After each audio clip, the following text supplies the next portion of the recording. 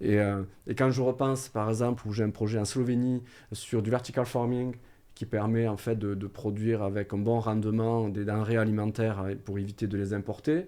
Et ça permet d'éviter de consommer, enfin on économise à peu près 80% d'eau. Ah Et ouais, le stress hydrique est un gros problème en bien sûr. France. Et souvent, ces fermes verticales sont plutôt semi-robotisées avec des drones. Mhm. Et je revois encore des livres de science-fiction que je lisais quand j'étais jeune avec mon père, où j'avais une serre en face de ma maison, et je l'imaginais robotisée, parce que c'était dans le rêve d'enfant de 12-13 ans.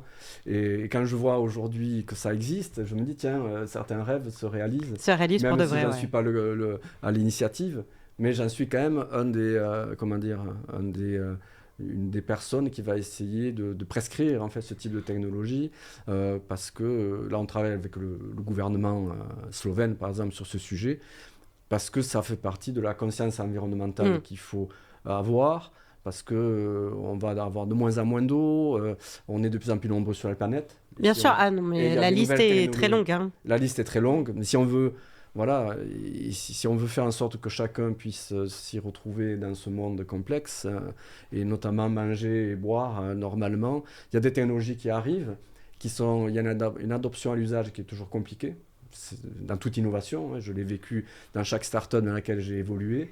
Euh, et, euh, C'est mon métier mais d'être consultant en adoption digitale, ah moi, oui, pour le coup, d'accord. donc je vois bien ce que C'est- ça veut dire, hein. tu vois bien ce que c'est. C'est vrai que ça, on doit, Adopter un nouvel outil, c'est toujours c'est toujours compliqué. compliqué. Ouais. Faut accompagner. Oui, Faut beaucoup il accompagner. faut beaucoup accompagner parce que c'est.